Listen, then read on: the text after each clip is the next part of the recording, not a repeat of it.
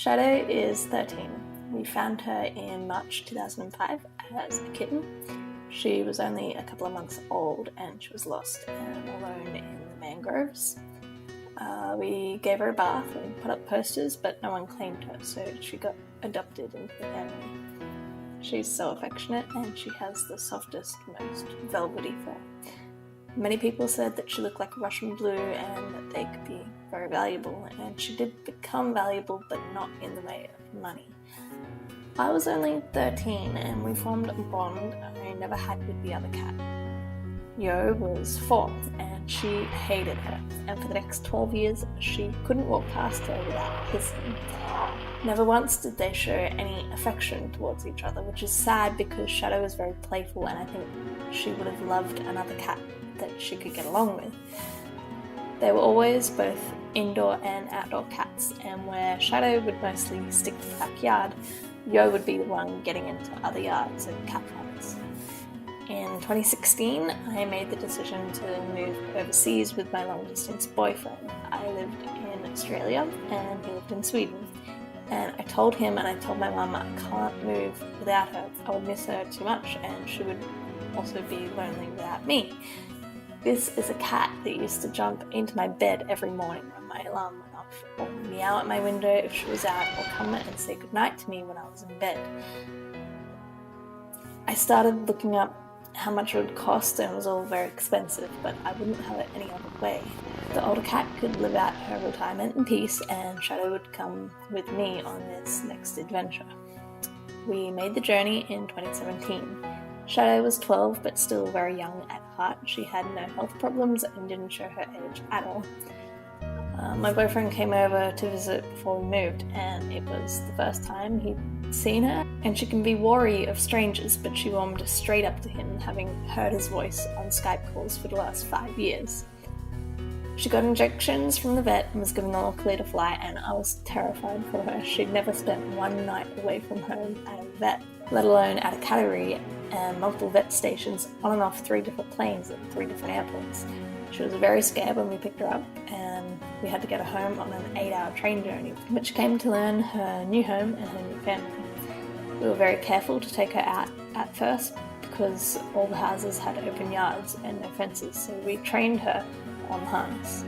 She mostly stayed in the yard, but we took her to a very small forest area down the street a few times, and she seemed interested in that. Then winter came. There's a cat from Australia who in 12 years had never seen snow before.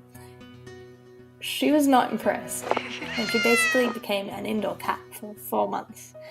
By the time the snow melted in April, we were comfortable enough to let her out without the harness because she'd come to know home very well and we knew she wouldn't run away. She acted like she'd never seen the grass before, and it was great to see her outside and being active again. And then 2 months later, we moved again to a second-floor apartment in a big city, which was next to a rail bridge. We'd been looking at places for months, and I was adamant we got a first-floor one, so she could at least go out, or at least one with a balcony, but neither was to be. We have giant windows we put door stops on to stop her going out over the ledge, but you'd have to watch her because she would try and stick her head through the open window or get her paw underneath it and try and push it open more.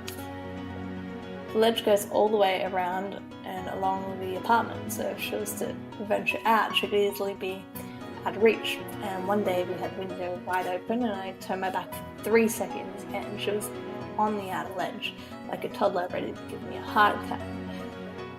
It was summer, the apartment was very hot and she wanted to be out. We had a view of the canal and she'd sit on the window and watch the boats and the people go by, and I felt so bad for this cat that's never been a fully restricted indoor cat. The snow's just melted and she still can't go out and enjoy it. We decided to get her a travel backpack so she could come out with us, if not to be an adventure cat, then to just get her out in the fresh air and not be stuck inside this hot, stuffy apartment. It didn't help that we were having a heat wave, but the hot air stayed inside the apartment so much that the instant you walked out it was much cooler and the weather wasn't so bad. We weren't too worried about the noise because when we have the windows open in the apartment, it can get noisy with the trains and the cars going by, so she'd already gotten used to that. And so this is where we're at now. We've had the backpack a month. She's happy with it. We're happy with it. We've been taking her to parks, taking her on bike rides. She is still very cautious to venture outside the backpack. And half the time we'll only leave it if we carry her out. But she's getting better, and I think she appreciates it. And she knows we're trying to help her. We're still trying to find nice, quieter places for her within a city that's surrounded by canals and rivers, which she's still not sure about. But we'll get there.